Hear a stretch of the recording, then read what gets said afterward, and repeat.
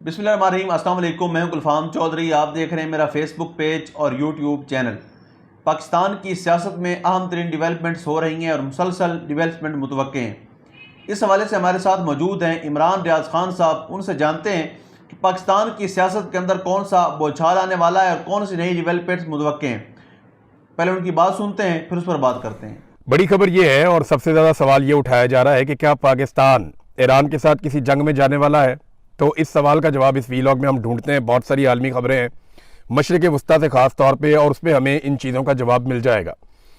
सबसे पहले तो ये है कि ऐसा बज़ाहिर दिखाई दे रहा है कि सऊदी अरब दीगर अरब ममालिक के साथ मिलकर ईरान के ख़िलाफ़ जंग का हिस्सा बनने जा रहा है। और इसका जो सबसे बड़ा सबूत है वो तो ये है कि अमेरिका ने अपने हमले को फौरी तौर पे खलीजी ममालिक से निकलने का हुक्म दे दिया है। ख़ास तौर पे सऊदी अरब को खाली किया जा रहा है और ये हुक्म दिया गया है अमरीकी हुकूमत की जानिब से कि सफारती अमला, ख़ास तौर पे जो सफारतकार भी हैं, वो फौरी तौर पे सऊदी अरब को छोड़ दें। दीगर ममालिक से भी अमरीकी बहुत बड़ी तादाद में निकल गए हैं। तो जहाँ पे भी अमेरिका ने जंग करनी होती है या उन्हें नज़र आ रहा होता है कोई बड़ी जंग होने जा रही है, तो वहाँ वो फौरी तौर पर इनखला शुरू कर देते हैं। और अब वो दिखाई दे रहा है। एक और बड़ी खबर इसमें यह है कि ये मेरे सामने एक डॉक्यूमेंट है जो सऊदी वजारत खारजा का है। इसमें ईरान को वाज़ेह वार्निंग जारी की गई है और बैनुल-अक़वामी अखबारात में ये खबर छप चुकी है। सऊदी अरब ने ईरानी मौक़िफ़ को गलत करार दिया कि हमारी सरजमीन ईरान के ख़िलाफ़ इस्तेमाल हो रही है। यानी सऊदी अरब का मौक़िफ़ ये है कि अरब ममालिक जहाँ अमरीकी अड्डों पर ईरान ने अटैक किया, उन ममालिक के अड्डों के ऊपर से ईरान के ऊपर कोई अटैक नहीं हुआ। तो फिर ईरान के ऊपर अटैक हुआ कहाँ से, ये सवाल अपनी जगह मौजूद रहेगा। लेकिन सऊदी अरब का मौक़िफ़ ये है कि ईरानी सदर का दावा भी गलत है कि हमारे मुल्क से या हमारी बेसिस से, जो यहाँ पे बेसिस हैं अमेरिकन की, वहाँ से इनका दावा है कि ईरान के ऊपर हमला नहीं हुआ।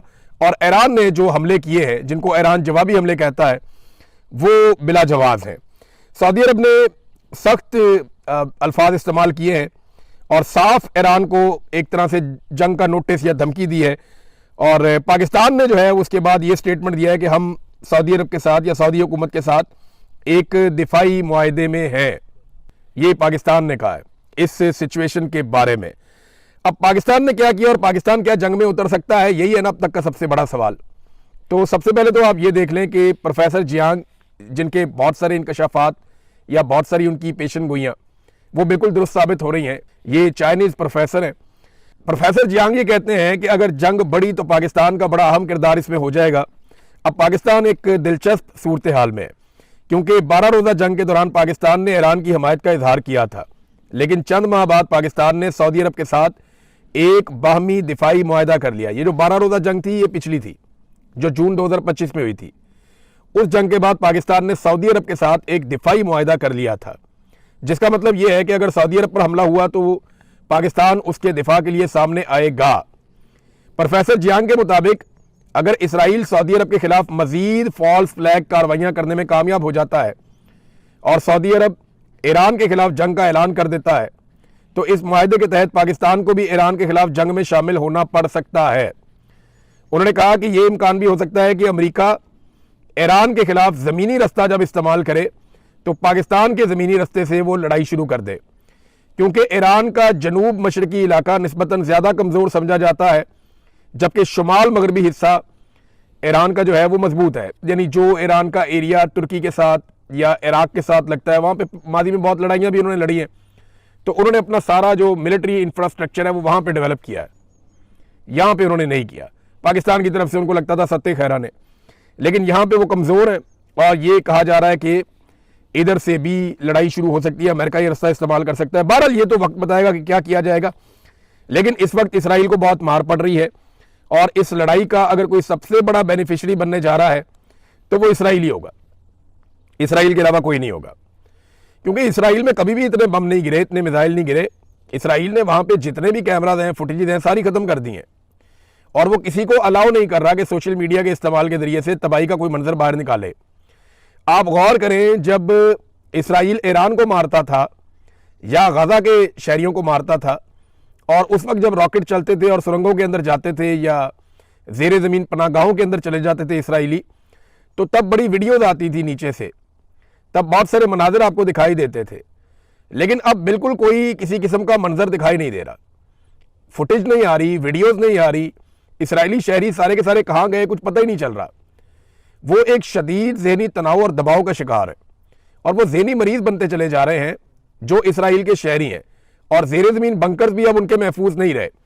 इंडियन मीडिया के कुछ लोग वापस गए और एक इंडियन सहाफ़ी ने यहाँ तक दावा किया कि 100 फुट नीचे तक भी जो पनाहगाहें हैं वो भी महफूज नहीं है, उनमें भी नुकसान हुआ है। अभी ये खबर आई है और एक दावा है और मुख्तलिफ मीडिया चैनल में ये चल भी रहा है। दावा ये कहता है कि रूसी खुफिया एजेंसी ने इस बात की तस्दीक की है कि ईरान हाइपरसोनिक मिसाइलों के हमले में, यानी ईरान ने जो हाइपरसोनिक मिसाइलों का हमला किया है उसमें इसराइली लीडरशिप के लिए बनाया गया ज़ेरे ज़मीन बंकर तबाह हो गया और इसमें अभी तक आग लगी हुई है। यानी अब बंकर्स भी उतने महफूज नहीं रहे क्योंकि मिसाइल बहुत बड़े और बहुत हैवी हथियार जो हैं वो इस्तेमाल हो रहे हैं। बंकर में इसराइली हुकूमत, ब्यूरोक्रेसी और फौज के आला हुकाम पनाह लेते थे। अब पता नहीं उस वक्त वहाँ पे वो थे या नहीं थे, लेकिन इस जगह पे वो पनाह जरूर लेते रहे माजी में। अब कितना नुकसान हुआ है क्योंकि इसराइल का कई जगह पे नुकसान रिपोर्ट हो रहा है और हत्ता के लबनान के करीब नुकसान रिपोर्ट हो रहा है, दीगर कई जगहों पे नुकसान रिपोर्ट हो रहा है, बेसिस के अंदर अमेरिका का नुकसान रिपोर्ट हो रहा है, कुछ अमरीकी फौजी पकड़े गए हैं ये भी दावा किया जा रहा है। तो आप सारी चीज़ों को प्लस माइनस करें तो अमेरिका और इसराइल के लिए अकेले में हालात उतने अच्छे नहीं है। आप नाए हुर्मुज़ बंद होने की वजह से पूरी दुनिया के ऊपर एक दबाव भी है। यूरोप उस तरीके से अमेरिका के साथ खड़ा नहीं हुआ, तो क्या पाकिस्तान खड़ा हो जाएगा? अब पाकिस्तान ने ना इस वक्त कुछ ऐसी डिमांड्स की हैं सऊदी अरब से जो ये बताती हैं कि पाकिस्तान जंग का हिस्सा बनने जा रहा है। मैं ये क्यों आपको कह रहा हूं, इसका जरा मैं आपको आसानी के साथ समझा देता हूं। देखिए, सऊदी अरब इस वक्त जंगज़दा मुल्क बना हुआ है, उनकी ऑयल की रिफाइनरीज खतरे में है, अब नए हुर्मुज़ बंद है, उनकी तजारत भी बंद है, सऊदी अरब के अंदर बम भी गिर रहे हैं और सऊदी अरब के अंदर कारोबारी ज़िंदगी मुअत्तल है या ख़राब हुआ है। अब ऐसी सूरत हाल में जब एक मुल्क इतने दबाव में हो तो क्या दूसरा मुल्क उससे पैसे मांग सकता है, उससे माल का तकाजा कर सकता है? नहीं कर सकता ना। ये इखलाकी नुक्ता नज़र से भी जायज़ नहीं है और किसी भी हवाले से आप देखें तो जायज़ नहीं है। लेकिन पाकिस्तान ने ऐसे वक्त में जब सऊदी अरब शदीद दबाव में है, पाकिस्तान ने खतरात से घिरे हुए एक मुल्क से उसके तेल के रस्ते बंद होने के बावजूद, माशी दबाव के बावजूद पैसा मांग लिया है। पाकिस्तान ने मांगा क्या, ये जरा आप देख लीजिए, इसमें आपको सारी कहानी मिल जाएगी। ये दुनिया भर के मीडिया में छप गया। 10 साल के लिए पाकिस्तान ने $5 अरब का डिपॉजिट मांगा है कि हमें कर्जा दे दें आप $5 अरब और 10 साल के लिए वो डिपॉजिट आप हमारे पास रखें। अच्छा, याद रखिएगा सऊदी अरब का पहले ही पैसा पाकिस्तान के पास है, तो बहुत मुमकिन है ये वही पैसा जो है उसको 10 साल के लिए पाकिस्तान कह रहा है कि आप इसको हमारे अकाउंट में रहने दें, पैसे को आप ये पैसा अगले 10 साल तक हमारे अकाउंट से ना निकालें। 8 चीज़ें मांगी है पाकिस्तान ने सऊदी अरब से, जो 2 बड़ी चीज़ें मैं आपको बता देता हूँ। नंबर 1 तो ये है कि 10 साल के दिए $5 अरब आप हमारे कौमी खजाने में जमा रहने दें।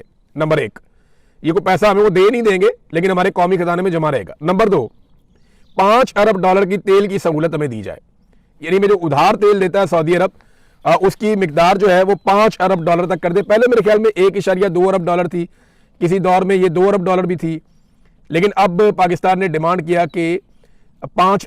जी बिल्कुल, जिस तरह से आपने सुना, इमरान रियाज खान साहब ने पाकिस्तान की सियासत में अहम तरीन डेवलपमेंट्स हमारे सामने रखी और उन्होंने बताया कि पाकिस्तान की सियासत में कितनी बड़ी तब्दीलियाँ मज़ीद मुतवक्के हैं। यानी इस वक्त पाकिस्तान की सियासत इंतहाई मुतनाज़ बनी हुई है और सियासत से ज़्यादा मामलात अदालतों के अंदर चले गए हैं। लेकिन इस सूरत हाल के अंदर फिर भी अगर ये सियासतदान इकट्ठे होकर बैठें और पाकिस्तान के अंदर जमहूरियत की बहाली के लिए कोशिश करें तो कोई ना कोई मुतवाज़िन रास्ता निकल सकता है। अल्लाह पाक वतन अजीज़ का हामी और नासिर हो। पाकिस्तान जिंदाबाद।